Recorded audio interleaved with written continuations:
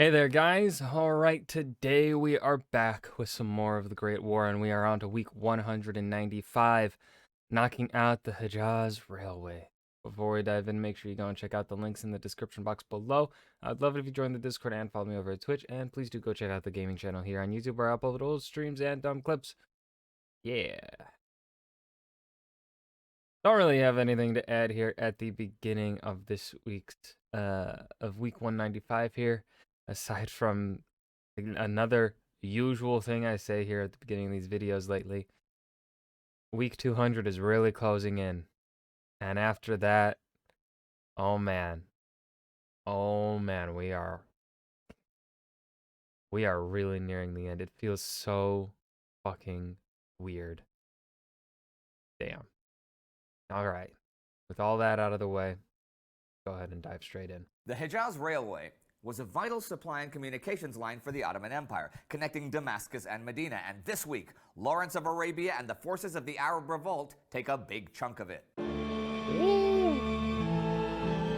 don't the Arab forces control Medina anyway? So like, what's it matter? Does it matter?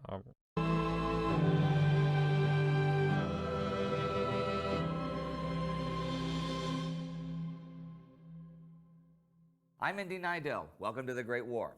Last week, Germany had renewed its Western Front offensives as Ooh, map update, holy shit. EDFR. Fuck, what's that anachronism of? Yeah, Russia's book. Oh shit, the Germans are occupying Crimea? Okay. Dang. I like it. I love this map. Operation Georgette, the Battle of La Lys began.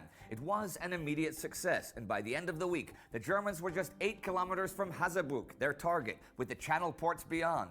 The Ottomans were advancing in the Caucasus, and there was scandal in the Central Powers when the Sixtus affair came to light. We haven't gotten an update on Greece in a really long-ass time. Like, what's going on down here? That Austrian Emperor Karl had considered selling out his German ally.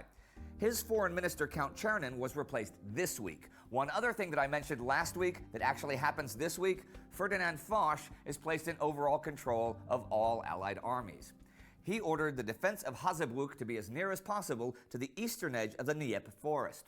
By now, they had a pretty solid barrier in front of the railway town, but Georgette had changed its objective. It was now the Mount Kemmel-Mont Descartes ridge the Germans wanted to take. Still, by the 14th, they were being increasingly disappointed. The left wing of the Sixth Army, like last week, made no progress at Festubert and Givenchy. The attackers wanted to call the attack off, and German Quartermaster General Erich Ludendorff said okay. They would instead attack the 17th, north of Dnieper Forest. The British, though, were really worried about losing the Channel ports at Calais and Boulogne. There were substitute ports like Le Havre and Cherbourg, but they were further away and out of range for smaller ships. Using larger ships would slow down the flow of supplies, but would make it impossible to continue to maintain the blockade at Dover, the key anchor in the anti-submarine defense. On the 15th, to free up forces to fight in the Lys Valley, the British pulled back their line north of Ypres, giving up all the territory won for 250,000 casualties at the Battle of Passchendaele. That is so goddamn. Last fall. On the 17th came the new German attack. We just listened to the Battle of Passchendaele like a month ago or something like that. Like a month or two ago. And now the British lose it. I'm going to sneeze, dude. That was one of those sneezes that hurt. Anyways, yeah, Passchendaele was like a couple months ago, dude. At least in our time, at the rate at which I watch these videos. And they already lost it. His objective was to separate the British and Belgians. The attacks could have cut off the Ypres salient had they succeeded, but by evening they had failed, with the Belgians driving the Germans back almost to their starting positions. The attack was called off at the end of the week, and Operation Georgette had basically turned into a battle of attrition. Ludendorff had the strategic imperative of defeating the British to win the war. That's what he thought would do it. And German Army Chief of Staff Paul von Hindenburg had even written in his memoirs, "The attack against the British Northern Wing remained the focal point of our operations. I believed the war would be decided if this attack was successful." If we reach the Channel coast, we could lay our hands directly on Britain's vital arteries. In so doing, we would not only be in the most favorable position conceivable for interrupting her maritime communications, but our heaviest artillery would be able to bring a segment of the south coast of Britain under fire. The Germans weren't. I think he's correct. I think, yeah, that focus. One of the things we see here with the Germans, I feel like fairly consistently throughout this war, is that the generals are all having, like, what they are focusing on are all good ideas. Whereas the British, Haig in particular, I feel like when they have a goal, not really a good goal. Whereas the Germans, I feel like when they are like, we need to target this for X and X reason, they're good and viable reasons. Like, they're accurate.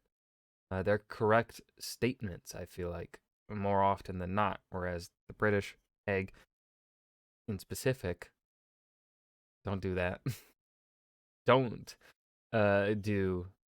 don't have that kind of logic and reasoning behind their decisions.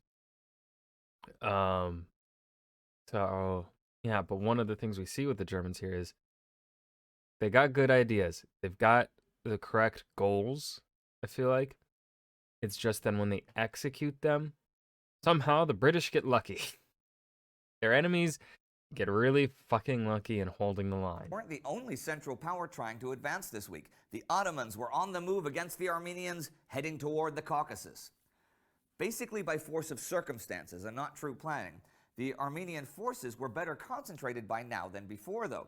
Their roughly 15,000 men could actually do something against the 25 or 30,000 Ottomans advancing on them. The Ottomans attacked on the line between Novoselim and Agadeve on the 19th. Now, here, the Armenians had around 9,000 rifles on a front of, say, 40 kilometers, so it was spread pretty thin. Still, though the attackers took a mountain overlooking Agadeve, fierce counterattacks pushed them back. But by the end of the day, as Turkish reserves arrived, the Armenians were in retreat towards Ben-Liamet. General Lebedinsky, in overall command of the defenders, was fairly optimistic about continued resistance and told this to the Armenian National Assembly at Alexandropol, which voted in favor of continuing the struggle. Thing is, the Transcaucasian Diet, representing the Transcaucasian Federation, trying to negotiate peace with the Ottomans in Trabzon, had a bit of a different... What does the D mean? So we got T, Transcaucasian Federation, Transcaucasian Federated Republic?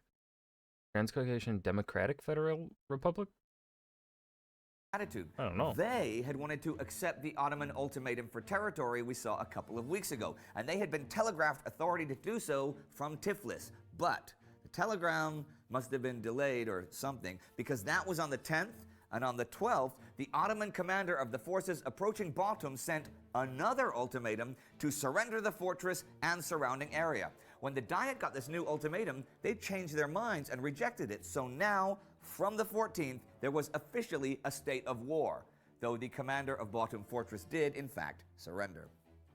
Further to the south, there was action in Palestine. On April 13th, there was an attack by the Arab revolt on Sinna, west of Man.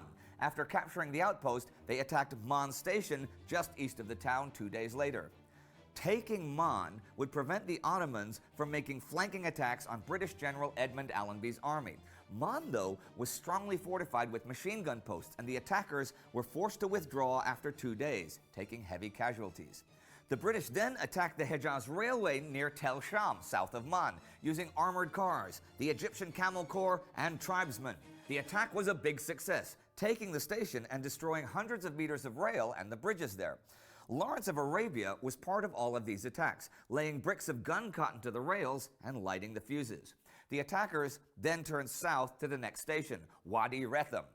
Relying on the invincibility of the cars again, to small arms fire at least, Dawnay ordered one car forward to the station, which was then demolished with explosive.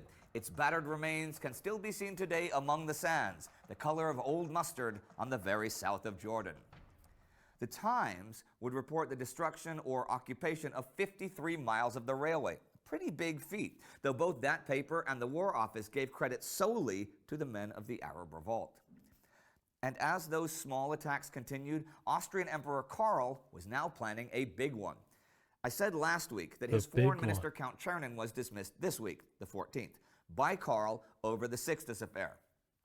Before he fell, though, he had recommended a new offensive against Italy in the late spring, and Karl had agreed, possibly hoping it would restore his standing in Germany, damaged by the affair. The Germans would actually insist on the offensive in return for food shipments, and German high command liked the idea as a support for German Western Front attacks. For Austria-Hungary, it was a chance to capture some much-needed supplies, make Rome negotiate, and have some say in what they saw as impending German victory. They were even going to use similar methods of attack to the German ones of Operation Michael. And since they were now getting a lot of prisoners of war returned from Russia, since Russia had left the war, they were bringing their army back up to strength and figured they'd attack before Italy could recover any more from its defeat last November. And here are a bunch of notes to end the week. On the 14th, French Prime Minister Georges Clemenceau says France does not recognize the current Russian Bolshevik government.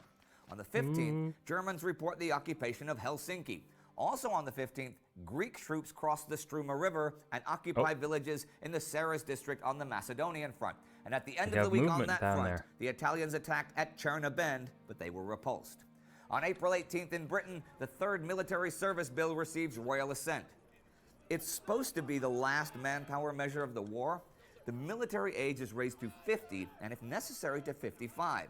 Returned POWs and those who've completed tours of duty are liable to further service.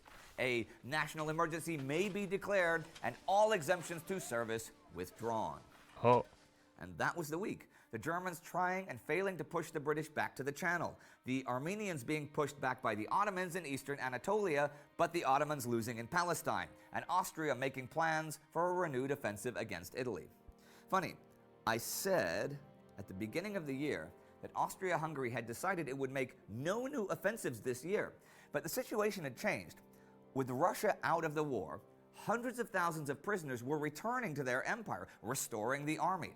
Thing is, the empire was still starving and desperately needed to get or take resources and munitions from someone, and the nations of the empire were now demanding autonomy. Karl really needed this, not for a glorious victory in battle, not even to win the war, but just for mere survival.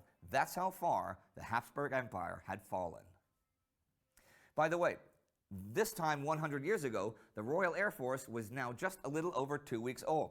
Our friend Bismarck explores the foundation of this independent Air Force on his channel about military aviation history right here, and we highly recommend that you check it out. Our Patreon. And that was knocking out the Hejaz Railway, the Great War Week 195. This was an okay week. It wasn't all that exciting again. There were things moving, but nothing really impactful, I feel like, really happening here. Aside from perhaps the Hejaz Railway, but I don't know, I failed to see really how that one mattered. This time they didn't really give us that much context for why the Hejaz Railway is all that important. Because as far as I'm aware, the Arab forces control Medina by this point in time.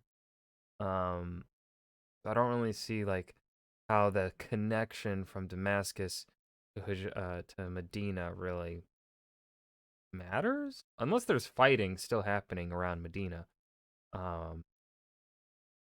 But yeah, I mean, of course, there are other towns that connect to the Hejaz Railway aside from Damascus to Medina, so yeah, disrupting it along that, I guess, makes some sense. But I don't know. I feel like we weren't given enough information to really see why the Hejaz Railway is truly all that important. I feel like I would have liked some more information on like where exactly Ottoman troops are and how this affects them. But we didn't get that, which is okay. These are only like 10-minute weekly videos. But yeah, I hope you guys enjoyed. Remember to hit that like button and subscribe for more, and I will see you guys in the next video. Peace.